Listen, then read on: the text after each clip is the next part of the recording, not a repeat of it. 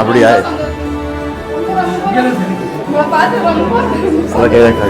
கூட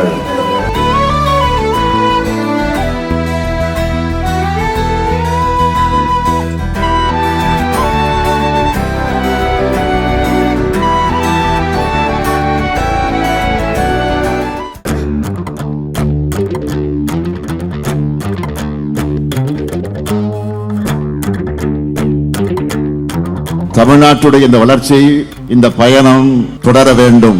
அதுக்கு உங்களுடைய திராவிட மாடல் ஆட்சி தான் மீண்டும் அமைய வேண்டும் என்று சொல்றாங்க. கிராமங்களில் இருந்து கோட்டை வரைக்கும் உதயசூரியனுக்கு தான் ஆதரவு இருக்கு. இது நம்ம காலம்.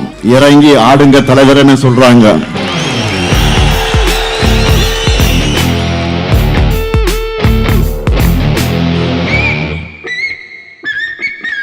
பாஜக தமிழ்நாட்டை பற்றி தப்பா எடை போட்டு இருக்கு. மாண்புமிகு பிரதமர் அவர்களே, உங்க முன்னாடி கையே கிட்டிக்கிட்டு அடிமையா இருக்காங்களே சிலர், அவங்கள வச்சு தமிழ்நாட்டை குறைச்சி எடை போடாதீங்க. தமிழர்கள் அறிவானவர்கள், சுயமரியாதைக்கார உடையவர்கள். எங்க தன்மானத்து மேல கையை வச்சா டெல்லியில் இருக்கக்கூடிய ஆணவத்துக்கு நாங்க கொடுக்கிற பதிலடி கடுமையானதாக இருக்கும்.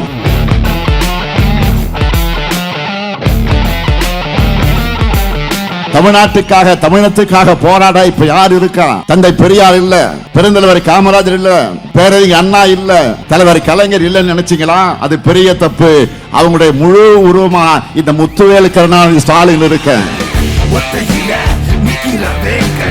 தமிழ்நாட்டு மக்கள் ரூபத்துல என் கூட கடைசி மூச்சு இருக்கிற வரைக்கும் தமிழ்நாட்டுடைய தன்மானத்தை, உரிமைகளுக்காக இந்த ஸ்டாலின் களத்துல நிற்பான், சண்டை செஞ்சுக்கிட்டே இருப்பான்.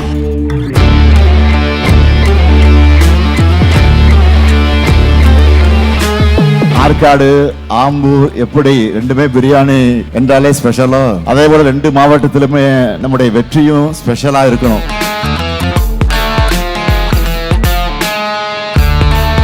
இந்தியாவிலேயே அதிக அளவிலான மக்கள் நல திட்டங்களை செயல்படுத்தி இது மக்கள் மனசுல இடம் பிடித்திருக்கக்கூடிய திராவிட மாடல் தமிழ்நாடு.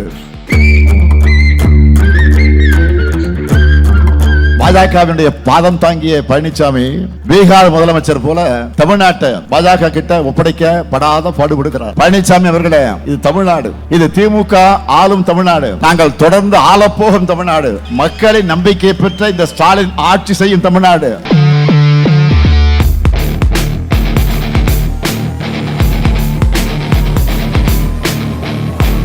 இந்தியாவின் மற்ற மாநிலங்கள் மட்டும் இல்லாம நம்முடைய எதிரிகளை நம்மை தான் இன்றைக்கு ஃபாலோ பண்ண வேண்டிய நிலையில இருக்காங்க. நான் அதனாலதான் முழு நம்பிக்கையோட சொல்றேன், 200 வெல்வோம், அதையும் தாண்டுவோம்.